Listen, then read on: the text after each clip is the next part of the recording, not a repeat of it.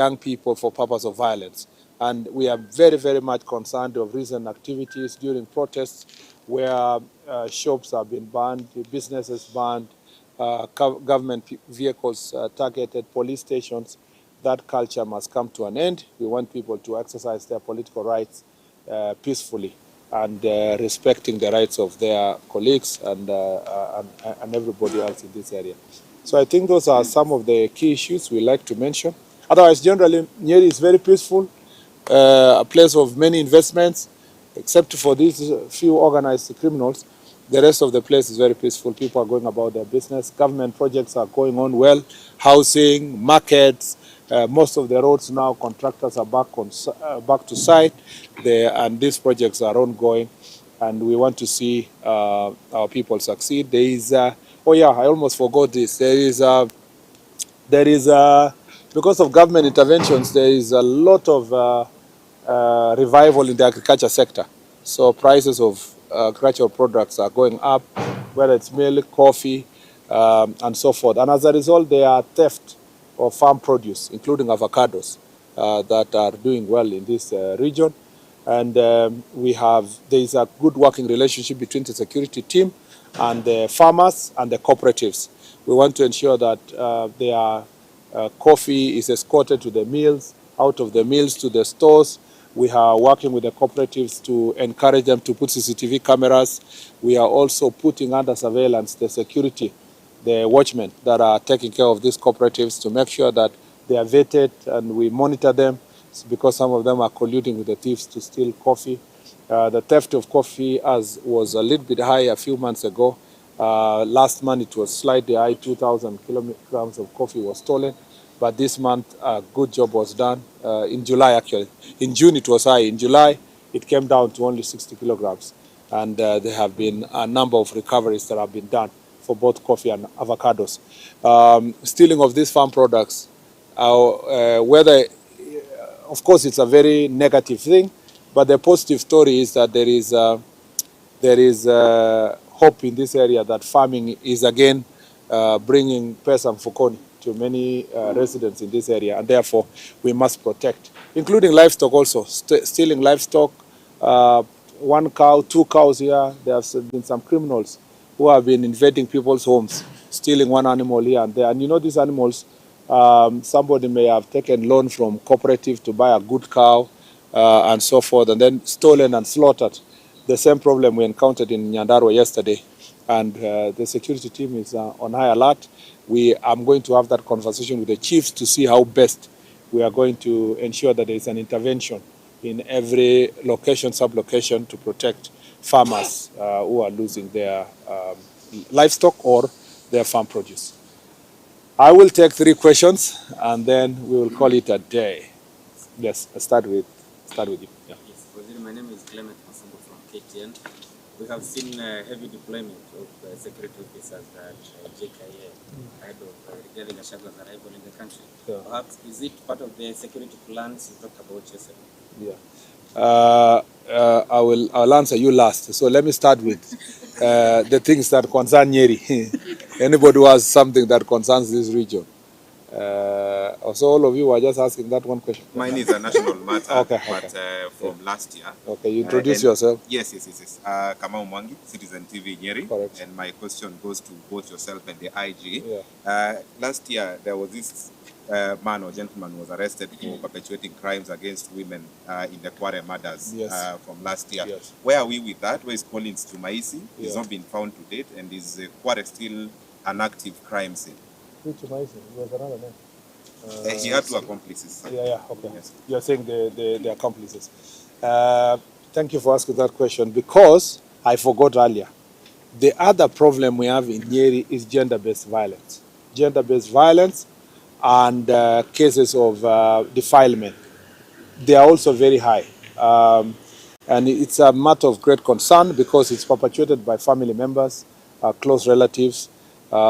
These cases also of gender-based violence, including sexual offenses, is also linked to this alcohol and drug abuse.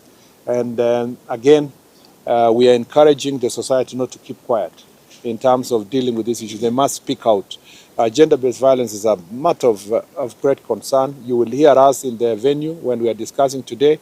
Our encouragement is to our local chiefs and assistant chiefs to make sure that this is not being normalized in some communities, but others are being called to resolve that problem of gender-based violence and say that, families have agreed. Defilement happens and then they say families have agreed. This is something we must not accept and we must not normalize. On the question of, and that's why there is a pending question about the suspect who was arrested in Nairobi linked to the cases of femicide at the Embakasi quarry dump site, or a dump site there near the quarry. And it's regrettable that the guy escaped from custody and that is still at large together with their accomplices. And the police are still pursuing. It's notable that 2 newspaper adverts were put into circulation to see if any citizen or any person has any knowledge about their whereabouts. It is our expectation that they be found, established where they are, dead or alive. It is of great concern. I see some people who want to score cheap political points out of this very heinous act. It's something that we take seriously. Remember that the president, even pursuant to that incident, established a task force to look at the issues of femicide in the country, and the report is ready. We should be able to present its findings, most of its findings related to some of the things I talked about: society, investigations, early warnings, communication. It's also very sad that many people have their loved ones, they don't talk with their loved ones for months, and they never ask themselves where they are, they never report. Of course, a number of cases are reported, but part of the reasons why these things are not napped also in good time is failure to report in good time cases of missing persons, particularly some of these characters who are targeting women. So we are on course. We continue pursuing where they are. They are not the only criminals who are at large. Some of other suspects, National Police Service is pursuing about robbery violence, among others. Sometimes they go underground. Sometimes also you'll find that they may be dead. But we must find out where they are, whether it's dead or alive. Yeah, because Waziri, the question is, for how long do the families of these loved ones have to wait until they get the justice that they deserve?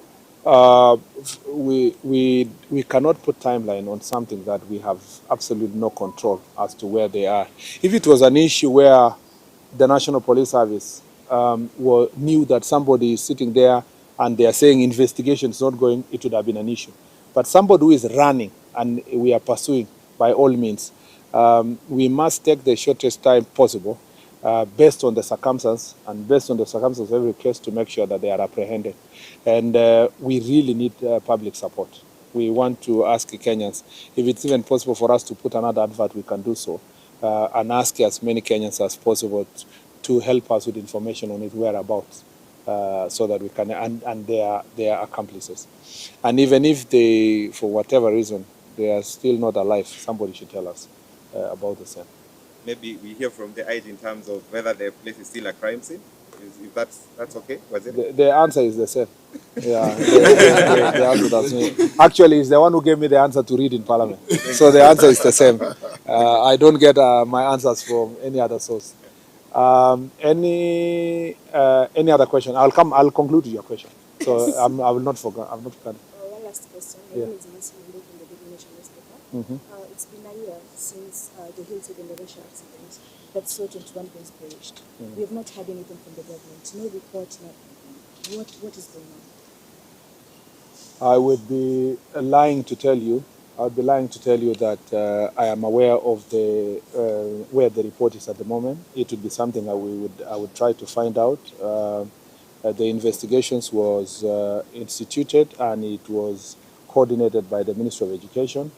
because it was an education issue. But of course, the National Police Service are involved, and multi-agency level of involvement. Maybe then, based on your question, we can either find out before the forum starts, and then how far it is. I can call my colleague in education, and we can consult also with the IG so that during the forum I can answer your question. So I hope that you will be there for me to make a better informed clarification during the jukwaa la usalama forum. There was a hand somewhere here. One more question. Yeah.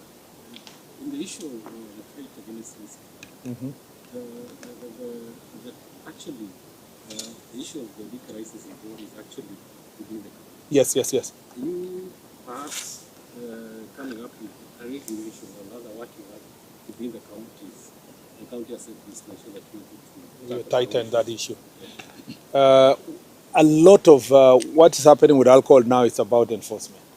I am very happy that this is one of the counties, together with Nyandarua, that have a very good law. You can't fault the county assembly or the county government on the legislation. This county established way back very good legislation about licensing. And they have been very strict in terms of licensing. I have been briefed today that the licenses only, there are about 17 bars. Is it Nakada? 17 bars that have only been licensed in this county. The only sad story is that there are many bars that are operating without license. So the issue is to have a joint enforcement between the counties themselves, because they have an enforcement department of the counties with the help of the police officers and the security team and NACADA to close these bars. Something I didn't even say earlier, which is important for me to say, is that in part of the areas where there is proliferation of also adulterated alcohol or alcohol that is substandard or so, it can't happen without the collusion of also local security agencies. So there is usually a failure somewhere by the OCS or a chief or a national government official.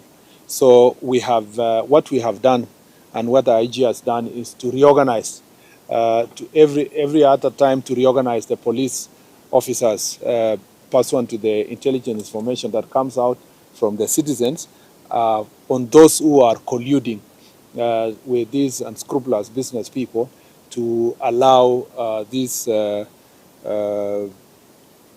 adulterated alcohol to be sold, especially ethanol. So we are dealing with our own officers also. Some are being taken through disciplinary procedures. Some where we cannot really find clarity as to how they were involved are transferred or to go and perform other duties, especially those who we may not have proper evidence that they committed something, but where there is laxity on their part, they can be redeployed to go and do something else. I guess we have answered those questions. On your question about security at the airport, the National Police Service is always alert to ensure that they protect our critical installation. The Jomo Kenyatta International Airport has a full-fledged commander in charge of all the airports in the country. He's based there, but also we have airport police that take care of our airports across the country.